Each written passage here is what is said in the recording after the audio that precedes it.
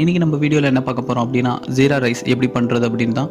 இதுக்கு தேவையான பொருட்கள் உப்பு, சீரகம், பச்சை மிளகா, கொத்தமல்லி, வெங்காயம் and pay leaves.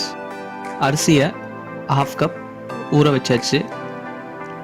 So first நம்ம ஒரு பேனில் நெய் அண்ட் ஆயில் இது ரெண்டுத்தையும் போட்டுட்டு நம்ம அந்த ஜீரகம் இருக்கு இல்லையா அதை போட்டுட்டு நமக்கு லைட்டாக ஃப்ரை பண்ணுறோம். ஃப்ரை பண்ண அடுத்த செகண்டு நம்ம அதில் அந்த பே லீவ்ஸை போட்டுட்டு ஒரு 5 மினிட்ஸ் அது நல்லா கலர் மாறுற வரைக்கும் அதை நம்ம ஆட் பண்ண போகிறோம்.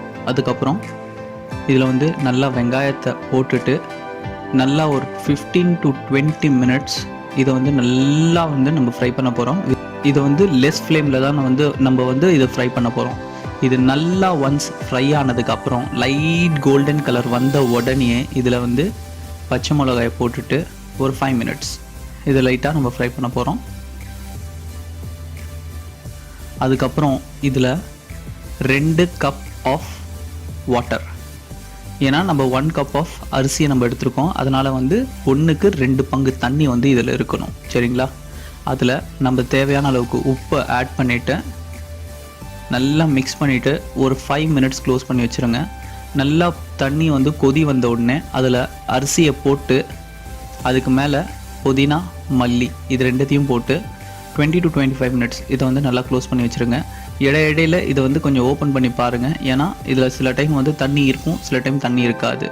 நல்லா ஞாபகம் வச்சுக்கோங்க, இதில் தண்ணி இல்லாமல் தான் நம்ம இருக்கணும். ஸோ அது வரைக்கும் இதை ஸ்லிம் ஃப்ளேம் எல்லாம் தான் நம்ம இதை குக் பண்ண போகிறோம்.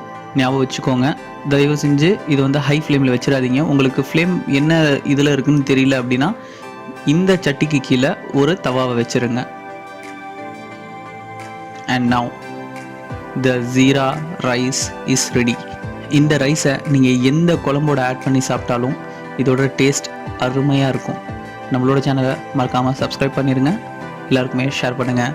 அடுத்த வீடியோவில் வேறு ஒரு இன்ட்ரெஸ்டிங்கான ரெசிபியோட சந்திப்போம். டேக் கேர், பாய்.